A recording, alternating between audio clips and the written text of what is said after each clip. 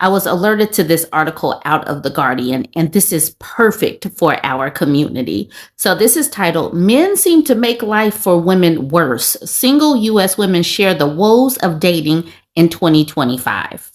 Y'all know how dudes keep regurgitating that same line that women are just looking for 6 figures, 6 feet tall, and that third 6 always gets me. Is it 6 pairs of shoes? Totally sure it's 6 pairs of shoes. Anyway, this article says, here's why some women feel like there's little hope in the current dating pool of men if they're still in the market for one. And here's a spoiler. It has nothing to do with 666. Women are not saying that. Let's look at what women are looking for. By 2030, 45% of prime working age women in the United States, defined as women aged between 25 and 44, will be single according to Census Bureau historical data and Morgan Stanley forecast, the largest share in history. Hundreds of those women from across the United States shared with The Guardian why they were single and how they felt about it and what they would be looking for in a future partner if they were still in the market for one. I hated being single after my last relationship broke down, said Sarah, 43, a sales representative from California. I miss having someone to cook for, to share things with, but now my motto is, my alone feels so good. I'll only have you if your presence is sweeter than my solitude. That, yes, a lot of women are saying that. It says many of the responses were surprisingly similar. The most frequently listed qualities women said they were looking for in a partner were kindness and emotional intelligence, mental and physical health, shared values, ambition and being hardworking, financial stability, masculinity and maturity, and a willingness to commit to an equal monogamous relationship, as well as, in many cases, having a family. One of the phrases respondents used the most was that they were looking for a partner capable of adding to or enhancing their life, as in someone who was entirely self-sufficient and capable of adding romance, children, or a unique intellectual connection to their lives. A large number of women complained about past suitors who had been lacking effort or unable to keep up. Babette, 32, a beautician from New York City, echoed hundreds of other respondents across ages and socioeconomic backgrounds. I would love to have a partner, but it seems like the men are super low effort, she said, not responding on dating apps, not effectively communicating, not wanting to plan dates. A lot of men seem to actively make life for women worse instead of better. No matter what women say they look for in a relationship, it is completely ignored by men. Kelly, 43, from Georgia, joined the substantial number of respondents who felt that social media narratives had made dating toxic and pitted men against women.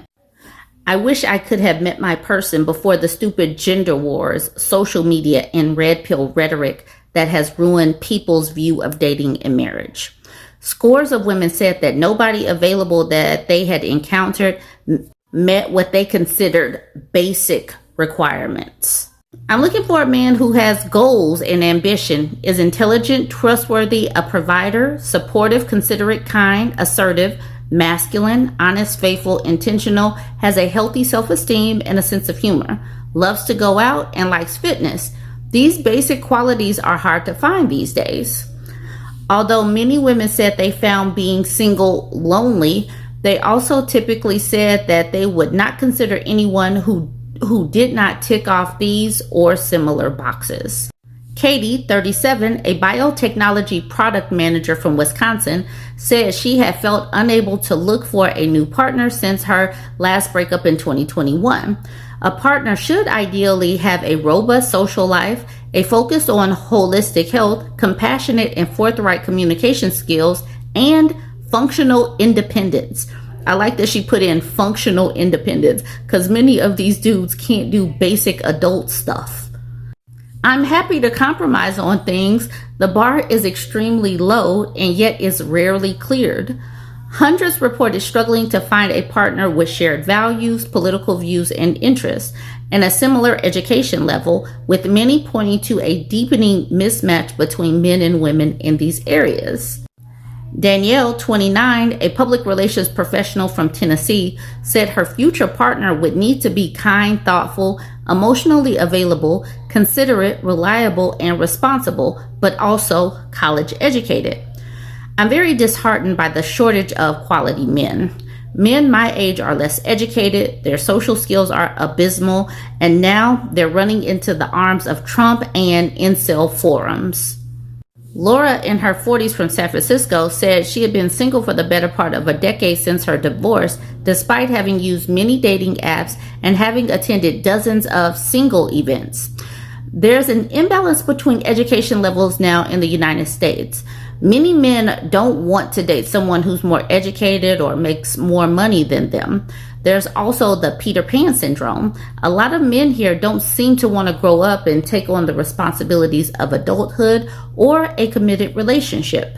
Although almost all women who were looking for a partner did not cite standout levels of professional or financial success as a priority, financial self-sufficiency was crucial for many.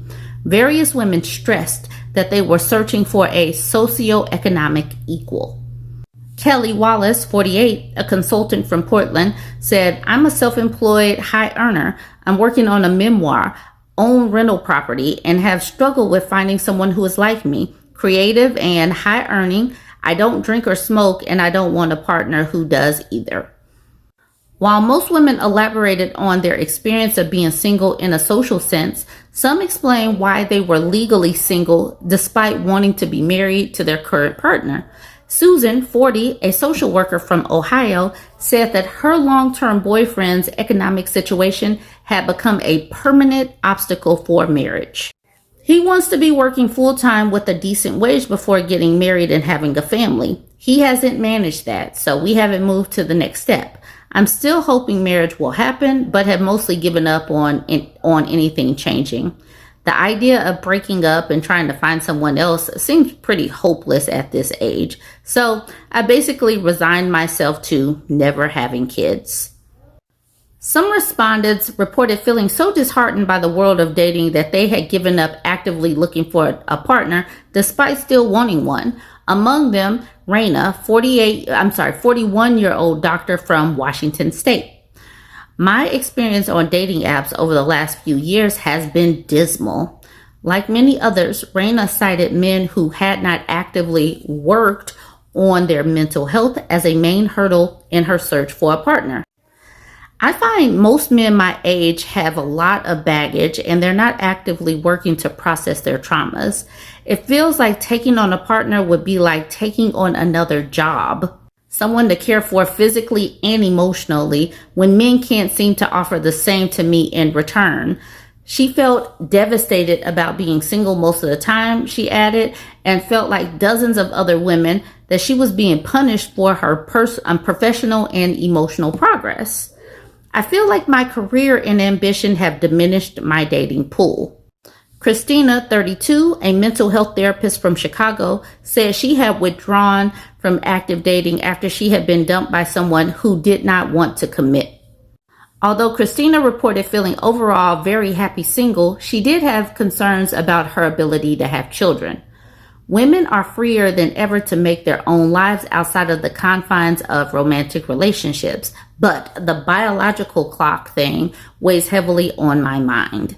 Crystal Sharp, 39, a self-employed art teacher and wedding photographer from Oregon, was among many women who said drinking, drug use, and other addictions among men, especially to corn, were a major factor in why they could not find a worthy partner. I tried internet dating after my divorce, and I only met men who were emotionally immature, wanted someone to take care of them, or had major addictions to drugs, alcohol, gambling, video gaming, and corn. Most guys were just looking for a woman to sleep with, not grow with. While many respondents said they would like to have a partner, others prioritized their careers, families, and personal interests. In many such cases, the financial independence these women enjoyed appeared to substantially contribute to this mindset. I am 35, a homeowner, have a decent income, and one older child, said Lauren from Connecticut. Although she would love to meet someone hardworking, honest, and loyal, she was very comfortable being alone. Randy, 33, a government policy analyst from Chicago, said she had stopped dating entirely. I'm not looking for a partner because it's not that important to me. I let go of the notion that a long-term relationship is an accomplishment I must fulfill to be successful. I can afford my living expenses while saving for retirement. I have considered becoming a single mother via fostering or adoption. I'd rather commit to raising a child alone than go through the efforts of dating and finding a suitable partner. She said, I am over this crap. While some women reported feeling happy that they could afford being single thanks to their decent incomes, others said that the financial cost of being single was the main drawback of not settling down with a partner. I find dating to be more trouble than it's worth. The one thing is that being single is very expensive, said Nicole, 42, a high school teacher from Portland, Oregon. The U.S. seems designed for couples and families. Rent keeps going up, other costs as well. It would just be nice to share the burdens with another person. Various respondents made clear that they had no intentions to couple up. I'm single by choice because dating nowadays is a waste of time, said Valerie Gregorio, a 27-year-old from Maryland. I'm not looking for anyone. I value my freedom and independence too much. I still live with my family because everything is too expensive. And I want to save as much money as possible, especially since I'm not making six figures currently. I'm ready to accept being single for the rest of my life. The fact that she's 27 says that she is a Gen Z woman.